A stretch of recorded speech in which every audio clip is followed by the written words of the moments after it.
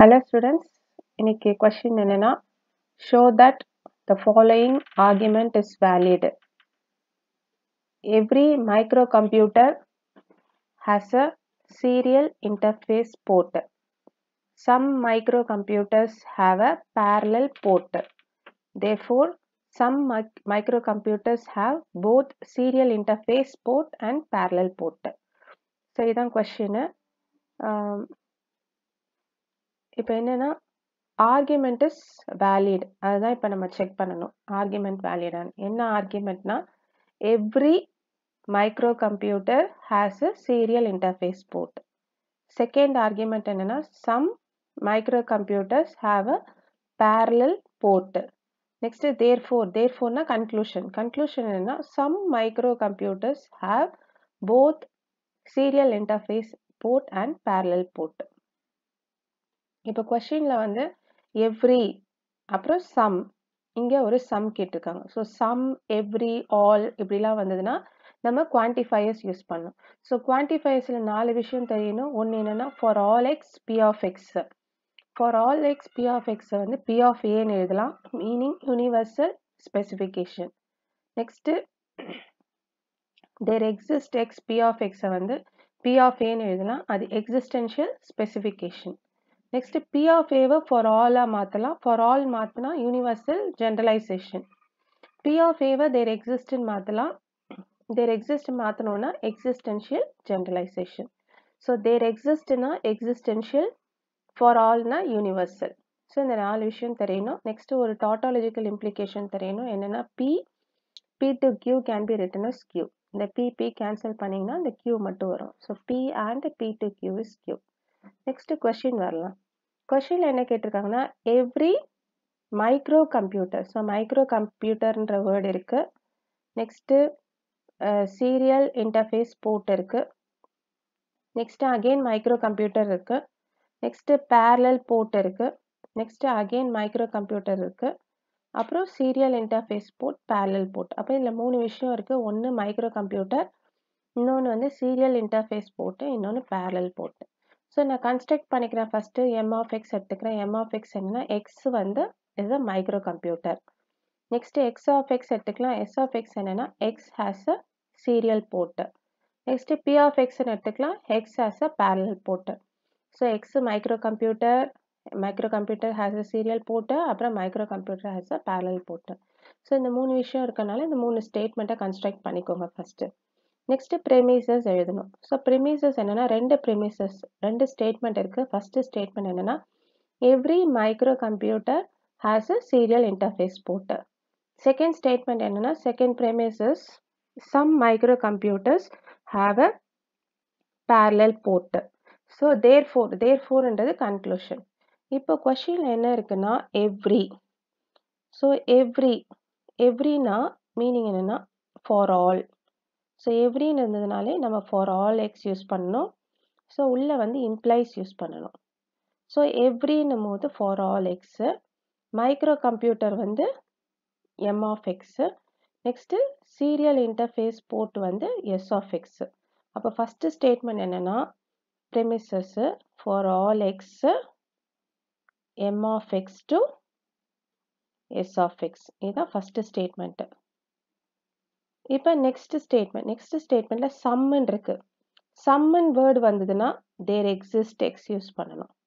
எவ்ரினா for all, சம்னா there exist. அப்புறம் and symbol use பண்ணணும்.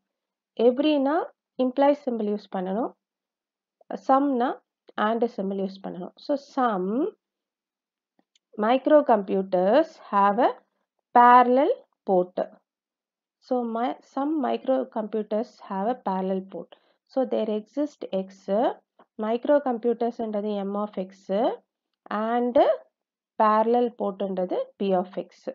So இந்த ரெண்டு premises. இப்போ therefore na conclusion.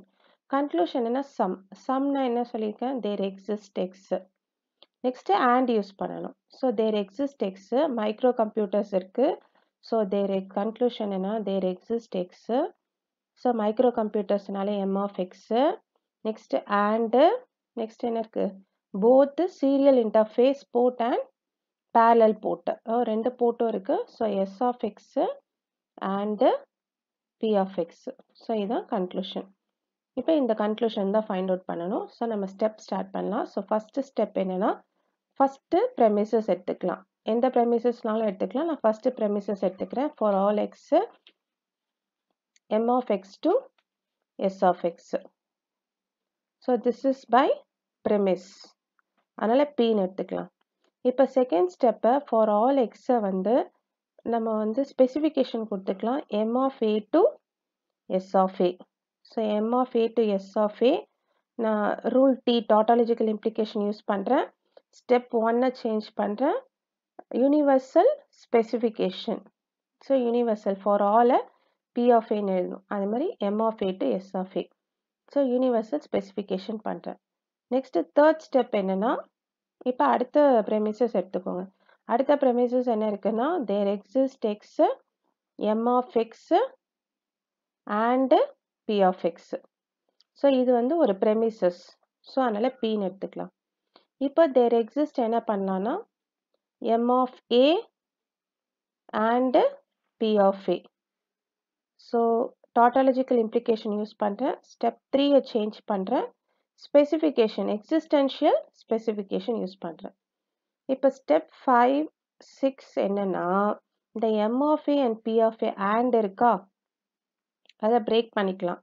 So m of a தனியாக எழுதிக்கலாம், p of a தனியாக எழுதிக்கலாம். ஸோ இதுவும் tautological implication தான் யூஸ் பண்ணுறோம். ஸ்டெப் 4 மாத்திரம் என்ன யூஸ் பண்ணுறோம்னா, சிம்பிளிஃபிகேஷன். சிம்பிளிஃபிகேஷன்னா and ரெண்டு தான் என்ன பண்ணுறோம், பிரேக் பண்ணுறோம். நெக்ஸ்ட்டு இதுவும் சேம் திங்லாம். ரூல் tautological implication யூஸ் பண்ணுறோம். ஸ்டெப் 4 மாத்திரம் இதுவும் சேம் சிம்பிளிஃபிகேஷன் தான். இப்போது ஸ்டெப் 2 எடுத்துக்கலாம்.